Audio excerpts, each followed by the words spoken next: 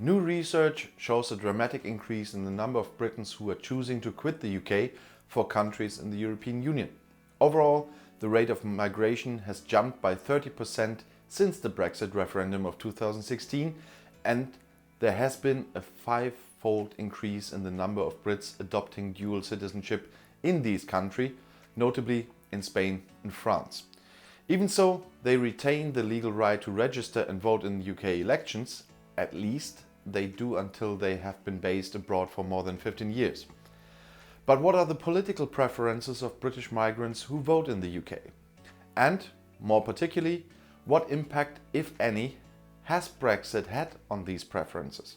The UK in a Changing Europe was able to shed some light on these questions in a paper published in Parliamentary Affairs. Time-limited voting rights for expatriates were introduced by the Conservative Party in 1985 after the creation of British citizenship, as opposed to citizenship of the UK and colonies by the 1981 British Nationality Act. Overseas electors are assimilated into the system of 650 parliamentary constituencies through registration in their last place of residence. The time limit on the overseas franchise was increased under the Conservatives in 1989 from 5 to 20 years after leaving the UK, but reduced by Labour in 2000 to the current 15-year rule. Historically, the issue of expatriate enfranchisement has polarized the two main parties, whose attitudes are predominantly informed by their respective expectations of electoral gains or losses.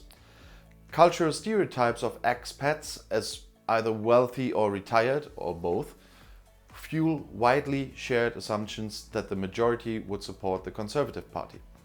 Not surprisingly, therefore, Labour has traditionally opposed extension of expatriate voting rights. This has been increasingly contested by expatriate campaigners, claiming that this time limit is arbitrary and anachronistic in the internet era, but legal challenges in the European Court of Human Rights and the UK courts have been unsuccessful. Although the Conservatives, a broad expatriate organisation, was instrumental in persuading the party leadership to include a 2015 manifesto pledge to deliver votes for life, the promise was not fulfilled, and most British migrants supporting VFL lost faith in the party's will or capacity to deliver it. Recent developments make the introduction of VFL even less likely.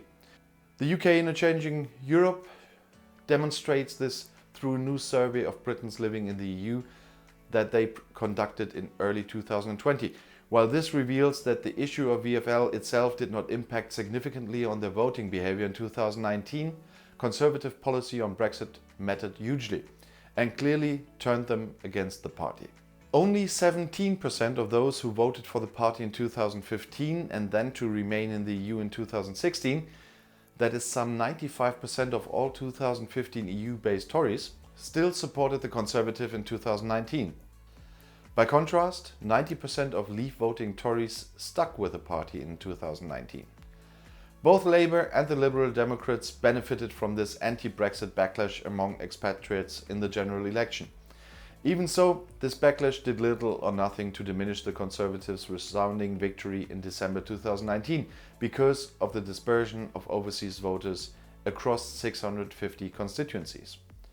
The creation of designated overseas constituencies for expatriate representation, as practiced by countries such as France, Italy and Romania, and advocated for the UK by the Liberal Democrats since 2017, would address this question of representation.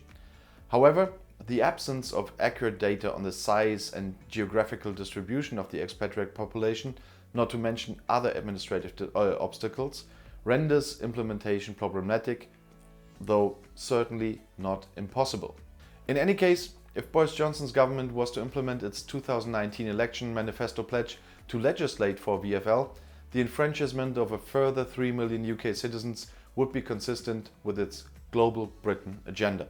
But despite its parliamentary majority, the Brexit-induced antipathy of EU-based Britons towards the Tories, revealed by the research of the UK in a Changing Europe, would seem to make this scenario unlikely. More plausibly, in the post-Brexit era, the issue of expatriate representation seems destined to return to the margins of political debate. And if you now want to know more about European politics, YouTube has chosen another of my videos right here for you in the end screen, right next to your chance to subscribe to my channel, which I hope you already did. I'll see you in my next video. Click and enjoy. Viel Spaß!